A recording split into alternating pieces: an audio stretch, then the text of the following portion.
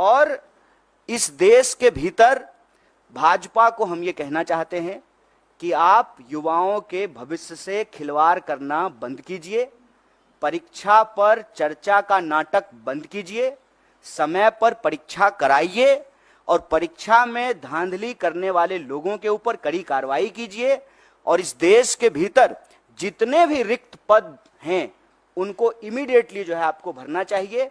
और यह जो आपकी ध्यान भटकाओ योजना है, मैं कहता हूं कि देश की संस्थाओं को सरकार से अच्छी चीजें सीखनी चाहिए। सरकार से देश की संस्थाओं को गलत चीजें सीखने की जरूरत नहीं है। जैसे सरकार का काम है डाइवर्ट करना, उसी तरह से संस्थाएं भी जो है ध्यान भटकाओ योजना में संलिप्त हो गई है। एक सीधा सा प्रश्न है कि जब परिणाम आना था 14 तारीख को, तो आप 4 तारीख को परिणाम क्यों लेकर के आए हैं? कि पूरा देश जो है वो इलेक्शन रिजल्ट में बिजी रहेगा तो बच्चों की कौन सुनेगा? माँ बाप भी जो है टीवी पे बैठ करके इलेक्शन रिजल्ट देख रहे होंगे, तो जो रिजल्ट में गड़बड़ी हुई है उसके बारे में कौन सुनेगा? वो माँ बाप को जाकर के बताएंगे कि हमने अच्छा एग्जाम दिया है, हमने सारे पेपर जो है अटेम्प्ट किए हैं, तो माँ बाप भी कहेंगे कि नहीं इसमें तुम्हारी गलती है। लेकिन जब आप इस पूरे प्रोसेस को देखेंगे, विद्यार्थी की कहीं से भी गलती नहीं है, क्योंकि ट्रांसपेरेंट तरीके से एग्जाम नहीं कराया गया है और साफ साफ एनटीए ने साफ साफ जो है इस बात से डिनाई कर दिया कि जो है पेपर लीक हुए हैं। जबकि पटना का एक कॉन्क्रीट एग्जाम्पल है कि कुछ सेंटर पर प्रश्न पत्र की लीक की शिकायत आई और पटना पुलिस ने लोगों को गिरफ्तार किया on record. Patna police paper leak करने के मामले में कुछ लोगों को गिरफ्तार कर रही है और एजेंसी कह रही है कि कोई प्रश्न पत्र लीक नहीं हुआ है। और मजेदार बात यह है कि 67 लोग वो रैंक 1 है। और उससे भी एक मजेदार बात जान लीजिए, एक ही लाइन में 12 लोग जो बैठे हुए हैं वो सबको रैंक 1 आया है। मैं समझ रहे हैं कि इनको भी रैंक 1, हमको भी रैंक 1, इनको भी रैंक 1। दुनिया की सारी काबिलियत लेकर के हम ही तीनों बैठे हुए हैं, बाकी और जो है स्टूडेंट के पास कोई टैलेंट नहीं है।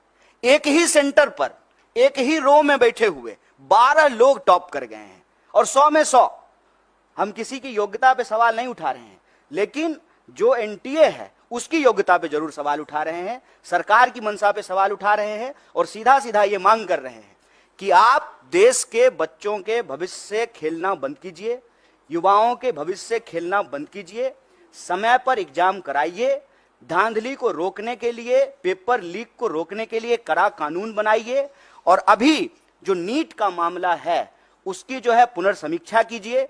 जो लोग भी कंप्लेन कर रहे हैं उसका रिड्रेसल कीजिए और सुप्रीम कोर्ट ने, हमारे अध्यक्ष जी ने डिमांड किया है, सुप्रीम कोर्ट की निगरानी में इसकी जांच कराइए और जांच में ये गड़बड़ी, ये आरोप सही पाए जाते हैं तो आप एग्जाम को रिकंडक्ट कराइए और ये चालाकी करना बंद कीजिए कि जिस दिन जो है लोकसभा इलेक्शन का रिजल्ट आ रहा है उसी दिन नीट का रिजल्ट निकाल देते हैं। और यह जो धांधली की गई है, गड़बड़ी की गई है, बच्चों के भविष्य के साथ जो खिलवाड़ किया है, ये चालाकी नहीं चलेगी। परीक्षा पर चर्चा का राजनीतिक और इलेक्टोरल पॉलिटिकल स्टंट हम लोग देख चुके हैं। ये बात जो है विद्यार्थियों को वोट बैंक में समेटने का नहीं है। यह बात है कि बच्चे इस देश के भविष्य हैं और उनका जीवन मरण जुड़ा हुआ है इस बात से। लोगों की रूह कांप जानी चाहिए कि एग्जाम के रिजल्ट के बाद जिस पैमाने पे जो है लोग आत्महत्या कर रहे हैं।